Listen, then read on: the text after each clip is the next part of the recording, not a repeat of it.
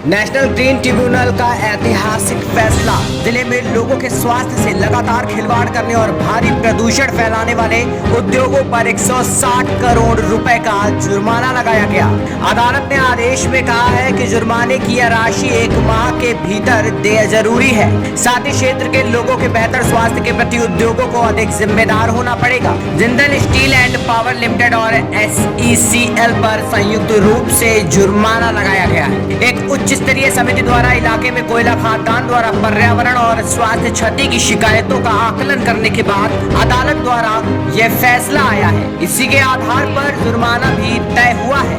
रायगढ़ के तमनार की गारे 5th 2/3 खादान 2004 से 2015 तक Jindal steel and power limited के स्वामित्व और संचालन में थी, जिसके बाद अब इस आदेश में Jindal steel and power limited और SECL को 1 महीने के भीतर केंद्रीय प्रदूषण नियंत्रण बोर्ड के पास राशि जमा करने का निर्देश दिया गया है।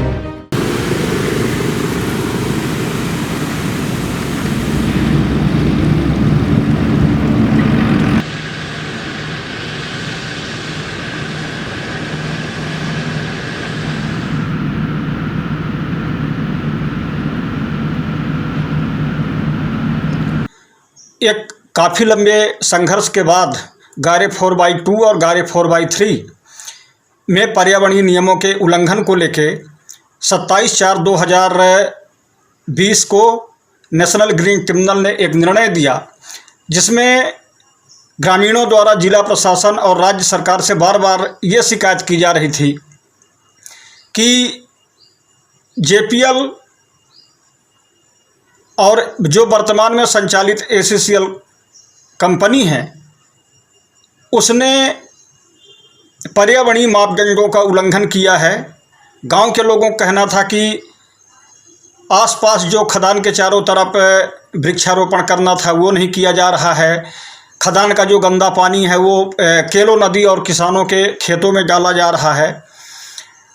वहाँ जो धूल के गुब्बारे उड़ रहे हैं उनके नियंत्रण के लिए कुछ नहीं किया जा रहा है। और कोयला खदानों में जो बार बार आग लग रही है, जिसके चलते काफ़ी ज़्यादा लोग आसपास के गांव के लोग धुआं से काफ़ी परेशान हैं, जिसकी शिकायत जिला प्रशासन और राज्य सरकार से बार बार करने के बावजूद भी जब किसी भी प्रकार की कोई कार्यवाही नहीं की गई तो थक हार के ग्रामीणों ने नेशनल ग्रीन ट्रिब्यूनल में एक याचिका दायर की और याचिका में सभी तथ्यों को न्यायालय के सामने रखा और न्यायालय ने इस पूरे मुद्दे पर जो ऐतिहासिक निर्णय दिया है, जिसमें SECL और जिंदल कंपनी के ऊपर 160 करोड़ रुपए का जुर्माना लगाया है और साथ ही जिला पर्यावरण अधिकारी और पर्यावरण सचिव को यह निर्देशित किया गया है कि 1 महीने के अंदर वो एक वहाँ की कार्य योजना बनाए और उस कार्य योजना के साथ साथ खदान के चारों तरफ 80 मीटर चौड़ी